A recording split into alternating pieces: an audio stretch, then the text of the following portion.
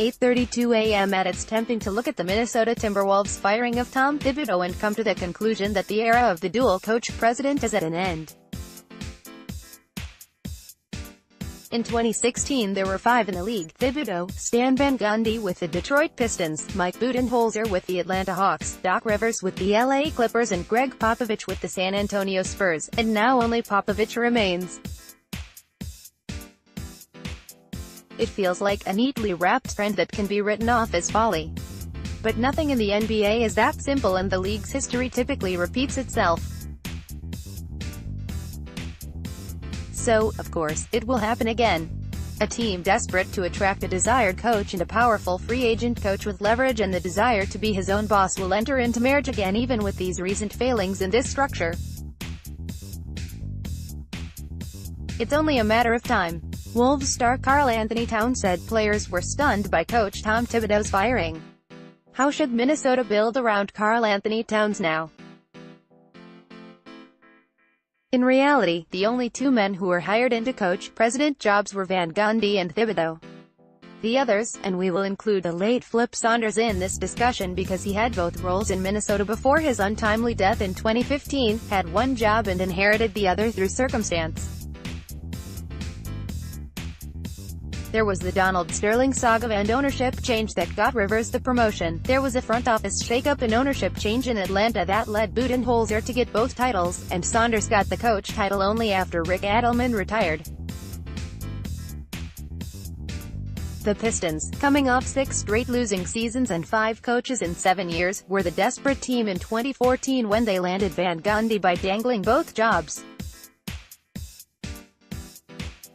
It was enough to get Van Gundy to pass on a chance to coach the Golden State Warriors. The job went to Steve Kerr. The Wolves, coming off 12 straight seasons out of the playoffs and reeling from the death of Saunders, were the desperate team in 2016 when they landed Thibodeau by dangling both jobs.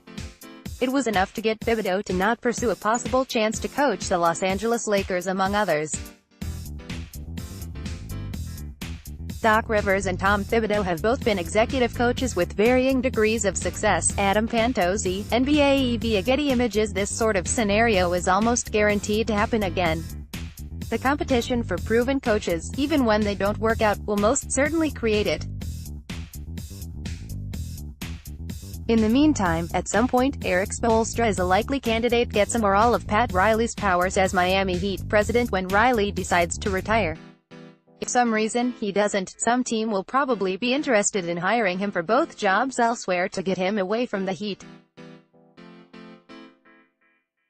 So it goes in the NBA. To the larger point, why hasn't it worked out with these fine coach-presidents in recent years? All of the scenarios are different, but it's safe to say that in 2019, the time demands on coach and president, GM, are massive and probably not functional in a dual role. This is just not Red Auerbach's prime here. Popovich has succeeded at it for more than 20 years, but he has a Hall of Fame GM in R.C. Buford. He also has been fortunate to have several incredible players who have made sure the team kept winning, some that Buford found in Europe and other far-flung places while Popovich was coaching the team. The failed Jimmy Butler experiment and the sub-.500 record probably didn't Thibodeau. But, according to multiple reports, he was also done in by a rocky relationship with the business operations side of the Wolves franchise. The fact is, keeping the CEOs happy is an important part of a modern-day basketball executive's workload.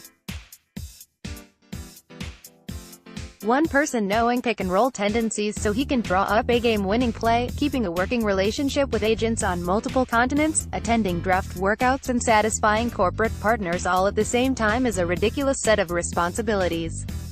Even if you find a reliable subordinate to handle trade calls and manage the budget for training equipment, just handling the big picture is a juggling act. But even if you set that aside, there's this undeniable truth: when there is only one person as the face of the franchise, he gets all the arrows. Miss on a draft pick, trade, or free agent signing, you get the negative headlines. Don't see eye to eye with a star player, mess up a substitution rotation, or have your team slip in the defensive rankings, you get the negative headlines. unless you're really successful, and so few can meet that standard because of all the variables in this complicated game. It's a hard position to survive in very long. On the bright side, they all got very rich trying. Bol had surgery on his foot, but his draft stock remains high. Elsa, Getty Image. heralded Oregon freshman Bol, son of the late Manute Bol, had surgery last week that include putting screws and a bone graft into the navicular bone in his left foot. The 7'2" center was having a great season for the Ducks, averaging 21 points, 9 rebounds, 3 blocks and shooting an eye-popping 52% on three-pointers. This was a serious procedure that you'd think would scare a lot of NBA teams. Big men with foot injuries is an unsettling scenario. But Bol and the support system he has in place have dealt with this as best as you can imagine. First, he was able to have Drive. Martin O'Malley, one of the leading orthopedic surgeons in the country, do the operation at the Hospital for Special Surgery in New York. Then he had one of LA's most respected attorneys, Brian J.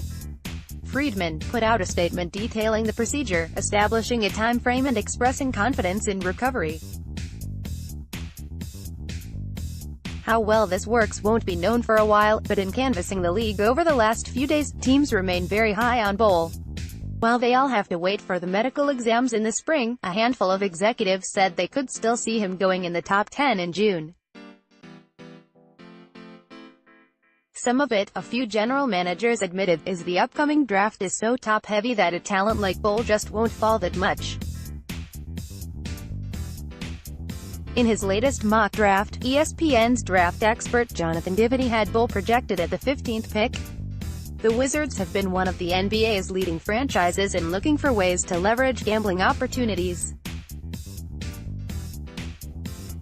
If everything goes to plan, they hope to establish the standard for teams who are looking to cash in on law changes regarding gambling. Host Brian Windhorst, Ramona Shelburne and Nick Friedel discuss the firing of Tom Thibodeau and more. Listen now. Eventually, the leadership of Monumental Sports, which also owns the Washington Capitals, envisions a multi-level sportsbook that would be housed within Capital One Arena offering betting around games. As the arena sits in the middle of a trendy district in the heart of a large city, is built on top of a subway station and has retail space right on street level, Monumental is uniquely positioned to make this happen in the future. Sports gambling is expected to be up and running in DC by the spring. Though it might be a few years before such a project like Monumental's could be undertaken, we want to try to give the arena life outside the game window, said Zach Leonsis, Monumental's Senior Vice President of Strategic Initiatives. As soon as the game ends, we push 20,000 people out of the arena. For years the Capitals have played a home game on Super Bowl Sunday. Now the game ends and everyone leaves to watch the Super Bowl. Why wouldn't we encourage them to go watch it in a spectacular sportsbook, or to watch and bet on West Coast games after the end of a Wizards or Capitals game? The Wizards would have to be landlords to a sports betting operation. They can't run their own casino under current league rules. In the meantime, though, the Wizards are experimenting with other ventures. This week they announced they would air 8 gambling-focused telecasts of Wizards games on NBC Sports Washington between now and the end of the season. It is a pilot program to try to test the public's appetite for a broadcast that focuses on gaming, shifting lines and prop bet opportunities. It will give our viewers and fans a choice. On one channel we'll have the normal Wizards broadcast. One channel up, we have a brand new alternate feed, Leonsis said. We want to see what the engagement is and what it looks like. We want to optimize the broadcast experience. It's all part of a long-term play. Team owner Ted Leonsis has been investing in gambling-related companies and already owns stakes in sports data giant Sportradar, DraftKings and a digital media gambling company called WinView.